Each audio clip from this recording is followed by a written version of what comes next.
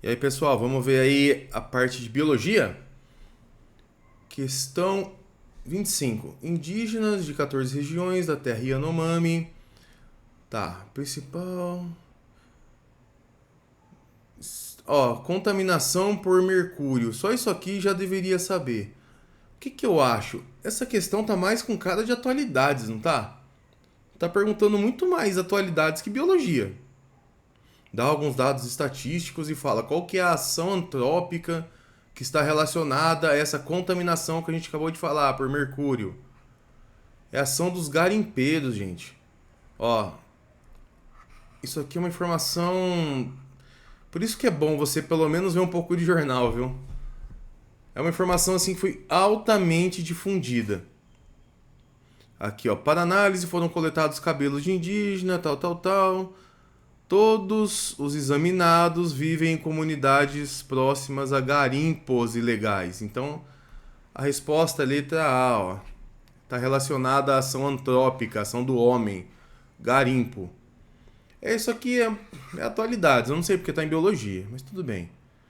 26. Um estudante viu uma colmeia de abelhas, jataí, na caixa de luz e uma colmeia de abelhas uruçu no tronco de uma árvore.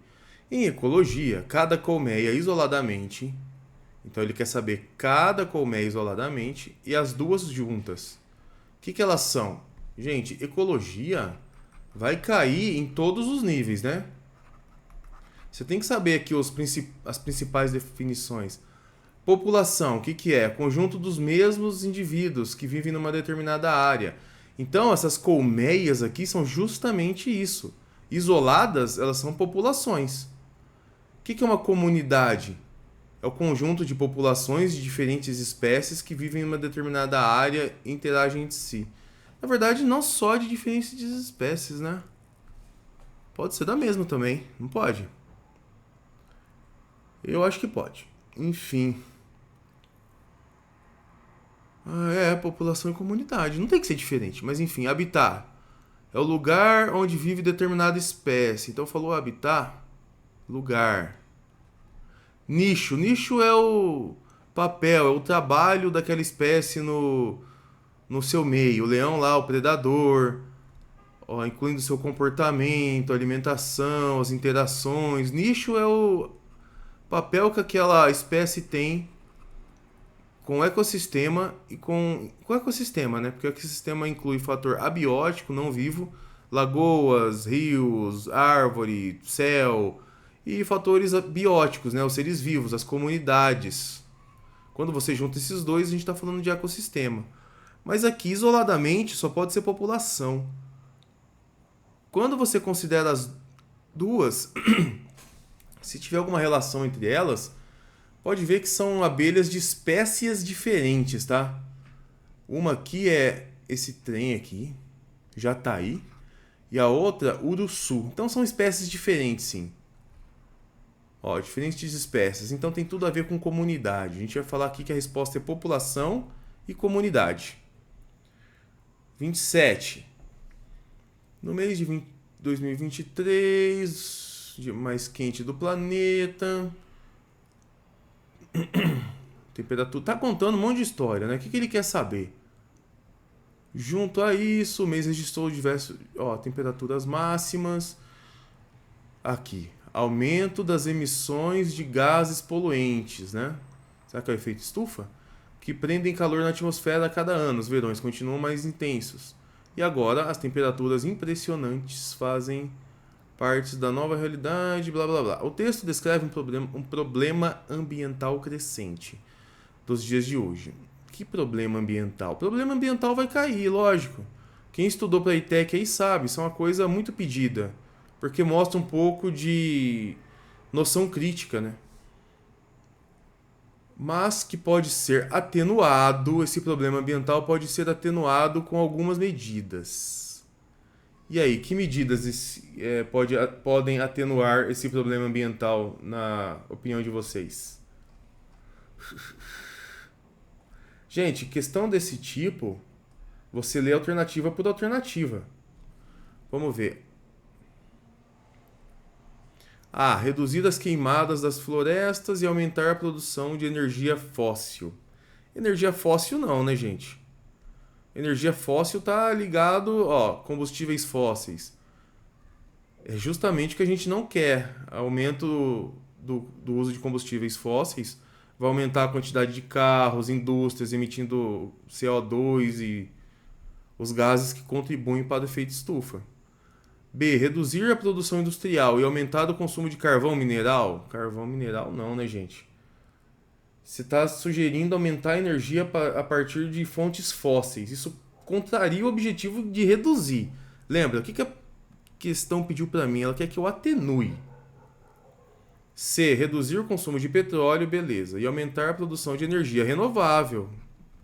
Eu quero mais energia renovável. Mais. E menos o uso de combustíveis fósseis. D. Reduzir o uso de combustíveis renováveis? Não, aumentar o uso de combustíveis renováveis. E diminuir o uso de gás natural? Não, mas é, ó. De qualquer forma, é aumentar fontes renováveis, gente. Mas aumentar o de gás natural já fica contraproducente, né? Vai ao contrário do que a gente quer. E reduzir a produção automobilística e aumentar a produção de energia renovável, não renovável. Então é a letra C. 28. O nitrogênio é um elemento. Ah, tá. Ó, vocês têm que saber ciclo da água, ciclo do carbono, ciclo do oxigênio e ciclo do nitrogênio. Vai cair, tá? Sempre é pedido isso aí. O nitrogênio é um elemento essencial para formar alguns compostos orgânicos, como os nucleotídeos e os aminoácidos presentes nos seres vivos. Sobre o ciclo do nitrogênio, imagina, nessa prova próxima pode vir do carbono, do oxigênio, da água. Os fungos participam de todas as etapas? E aí? Todas as etapas não, né? Tem as bactérias nitrificantes lá, ó, responsáveis pela fixação, nitrificação e desnitrificação no ciclo do oxigênio. Então, quando você ouvir falar desse ciclo, o que tem que estar na sua cabeça não é fungo, são as bactérias. E as bactérias nitrificantes. Aqui, ó. Tá bom? Então a A tá furada. A B. Uma planta leguminosa enriquece mais o solo com compostos nitrogenados do que uma planta não leguminosa. E aí? O que vocês acham? Vocês têm que saber aqui, ó, o que é uma planta leguminosa e uma planta não leguminosa. Essas leguminosas, por que elas ajudam mesmo mais? Por causa disso aqui, ó. Ela tem essas associações simbióticas. Simbiótico é quando um ajuda o outro com a bactéria. Bactéria fixadora de nitrogênio. Vocês vão ouvir principalmente falar dessa Rhizobium aqui, ó. Ela transforma o oxigênio atmosférico, o nitrogênio atmosférico, em formas que enriquecem o solo com compostos nitrogenados, beneficiando o solo mais do que as plantas não leguminosas. É uma especificidade das plantas leguminosas que você tem que saber. Isso aí é conhecimento que você tinha que ter mesmo, não daria para você descobrir na prova. É a B. C. As plantas absorvem diretamente o gás nitrogênio do ar, gente? Diretamente não, né? Elas absorvem os compostos nitrogenados, nitratos e amônia, ó. Por exemplo, da decomposição.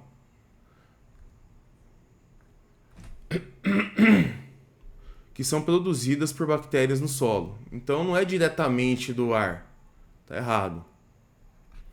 D. As bactérias realizam a síntese de compostos orgânicos nitrogenados, que são absorvidas pelas raízes da planta. Ó, as bactérias é que realizam a fixação do nitrogênio, transformando eles em compostos nitrogenados como amônia, mas não sintetizam diretamente os compostos orgânicos nitrogenados. As bactérias transformam ela em um composto nitrogenado. Depois de transformar em composto nitrogenado, aí sim as raízes conseguem absorver. Específica essa questão, hein? E os animais obtêm a amônia do ambiente e... ô louco, se nem a planta consegue assim, precisa das bactérias nitrificantes, os animais vão transformar... Conseguem absorver a amônia do ambiente? Como que eles conseguem, então? Se alimentando de plantas ou de outros animais que contenham esses compostos na sua massa, na sua biomassa, na sua composição. Tá bom? 29. Esse aqui é um experimento muito famoso de Miller, para comprovar se é possível surgir vida a partir do nada. Do nada, teoricamente, assim, não precisa de uma vida anterior para começar a surgir vida. Simularam as condições da Terra primitiva, tá? Formada basicamente por gases simples e descargas elétricas em alta temperatura. E eles descobriram que era possível, né? Ó, principal objetivo, simular as condições da Terra primitiva. Eles queriam provar que era possível ser formados a partir de moléculas simples, vida. Era a partir de ser formada a partir de moléculas simples em condições ambientais semelhantes à Terra pré-biótica, quando não tinha vida, né? O que o experimento demonstrou? Que as cargas elétricas, simulando raios e uma mistura de gases, era sim possível gerar aminoácidos. Ixi, aqui coisa. Era possível gerar aminoácidos e outros compostos orgânicos. Se você tem isso, você consegue reforçar a hipótese da origem química da vida. Ele fala aí no texto o que é biogênese. Ou fala na A confirmar a origem dos seres vivos pela biogênese. O que é esse trem? Bio é vida, né? Aqui fala que todos os seres vivos são originados de outro, por meio de reprodução. E com esse experimento reforçou a ideia de que não necessariamente. B. Ah não, é tudo coisa nada a ver, né? Que ele fala. A gente só precisa ver para que serviu, ó. Exatamente o que a gente falou. Era possível gerar os elementos da vida a partir da vida pré-biótica da Terra. No momento que não tinha nada, não tinha vida, foi possível gerar, simulando os raios, usando os gases que tinha lá, compostos orgânicos que eventualmente poderiam gerar os primeiros organismos unicelulares. Então foi possível testar a hipótese da origem química da vida. Ele queria saber a razão principal disso aqui. 30.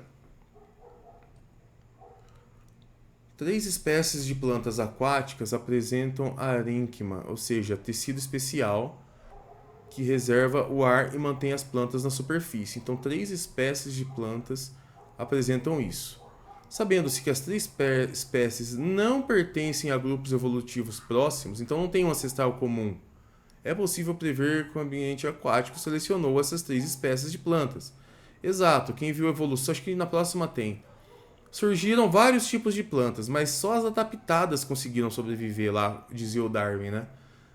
Então essas 3 espécies foram selecionadas porque elas tinham os mecanismos adaptativos necessários, que era esse arênquima aí, ó, que faz ela flutuar. Mas ela não tem um ancestral comum. Isso aqui, ó, se você nunca viu, convergiu. Convergência adaptativa. As 3 acabaram se adaptando da mesma forma. Aqui eu coloco mais ou menos o que é convergência adaptativa. E os 2 tipos, convergência diferente e ancestral, que é no caso da nossa questão. Irradiação adaptativa, é quando tem um ancestral comum, tá vendo? Diferentes habitats, mesmo habitat. Por quê? Porque no mesmo habitat você só sobrevive com aquela adaptação.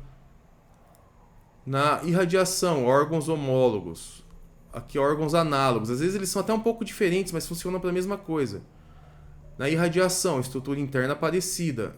Aqui a estrutura externa é parecida. Aqui, na irradiação, quando você pega o começo da vida dos animais, eles são todos parecidos. Aqui não necessariamente. Ó, tô falando de um mamífero, de um réptil e de um peixe. Mas os 3 têm adaptações parecidas para viver na água. É uma convergência adaptativa. 31. Tem aqui vários tipos de bicos, né? Gente, é importantíssimo vocês terem noção do que é lamarquismo, darwinismo e neodarwinismo. Sendo bem breve aqui. Aqui no lamarquismo é a lei do uso e desuso. Será que ele fala isso? Os organismos reagem às mudanças do ambiente. Então, se eu for ficar cortando o rabo da lagartixa, vai chegar no momento que uma geração dela vai nascer sem rabo, segundo Lamarck. Ele é conhecido pela lei do uso e desuso. Os organismos tendem a desenvolver os órgãos que mais usam e aqueles menos utilizados, eles atrofiam. Aí tem até o exemplinho da girafa, que a gente descobriu que não é por causa disso. Essa tese ela não é verdade. Ó, lei de transmissão dos caracteres adquiridos. Não necessariamente você transmite um caractere adquirido para a próxima geração. Lembra, ela está incorreta. Por exemplo, o fisiculturista. Se você tiver um fisiculturista, não necessariamente o filho dele vai nascer forte. Percebeu que você não passa para outra geração? O darwinismo não, ele já pega a teoria evolucionista, ó, seleção natural. Isso sim é importante. Os organismos mais bem... A gente estava falando das plantas. Tinham diversas plantas. Mas essas três da questão anterior sobreviveram por quê? Porque elas estão mais bem adaptadas. Adaptadas aqui ao meio, né? Ao meio ambiente. Organismos das mesmas espécies apresentam semelhanças, mas não eram idênticos. Deixa eu ver. Todos os organismos têm capacidade de reprodução, mas apenas alguns chegam... Luta pela vida, aquele mais adaptado sobrevive. Perfeito. Neodarwinismo é onde você... Porque o Darwin não conseguiu explicar de onde que vem essas mudanças. Por que então uma mariposa é clara e a outra fica escura ou colorida? No neodarwinismo a gente começa a introduzir a ideia de mutação genética, tá? Lei da segregação de fatores. Aperfeiçoou o estudo de Darwin. A experiência do cruzamento das ervilhas, quem já estudou já viu. Ele começa a entrar numa questão mais da genética. Mas o que a nossa questão quer? A imagem mostra as aves que ficaram conhecidas como os tentilhões de Charles Darwin. Cientista, de acordo com a teoria evolutiva de Darwin, os tentilhões apresentam diferenças físicas por quê? Pelo que a gente acabou de explicar aqui. Por quê?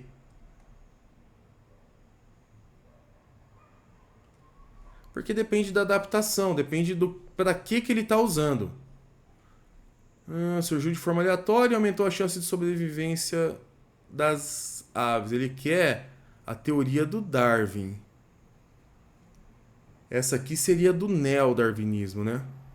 Surge mesmo de forma aleatória e por acaso aumenta a chance de sobrevivência. Então cuidado com o que ele está pedindo. B. As aves precisam gerar bicos diferentes para buscar alimentos específicos. Aí é lamarquismo. Ela está gerando esse bico porque ela precisa... É a lei do uso e desuso. Ela precisa desse bico específico. Não é verdade. Tem vários tipos de bicos. Os mais adaptados sobrevivem. Darwin. Isso aqui seria Lamarck. Se a ave foi se acostumando ao tipo de alimento até resultar... Não, Lamarck. Não é porque ela foi usando lei do uso e desuso, então ficou desse jeito. D. Forças ambientais e genéticas transformaram as aves em organismos adaptados. Aí sim.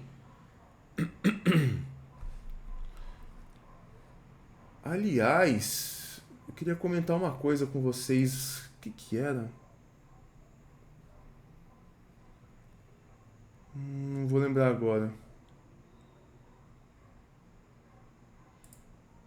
Deixa eu ver se eu guardei em algum lugar. Eu queria comentar com vocês alguma coisa específica aqui.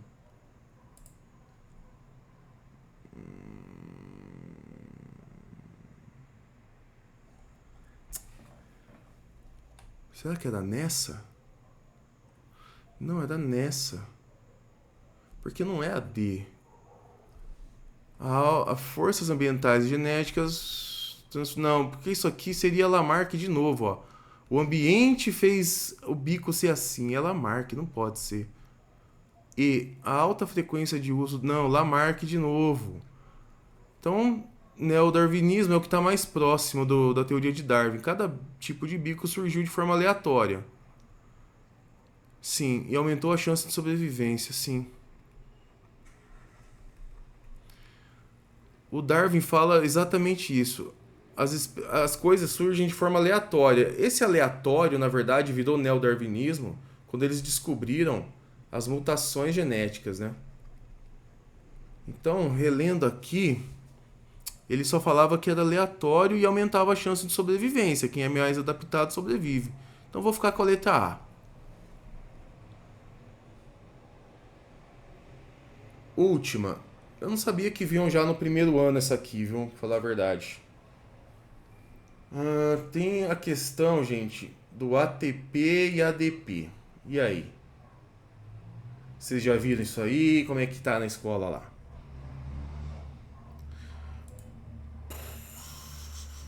C42, 32. Analise o esquema que ilustra as transformações químicas que ocorrem nas moléculas X e Y, nas atividades metabólicas que ocorrem em todas as células vivas de um animal. Aqui eu achei no site que eles falaram aqui em cima é o ATP e aqui embaixo é o ADP. Aqui eu coloquei uma breve explicação. O ATP é a principal molécula de armazenamento e transferência de energia nas células. Então isso aqui é uma coisa que você tem que saber.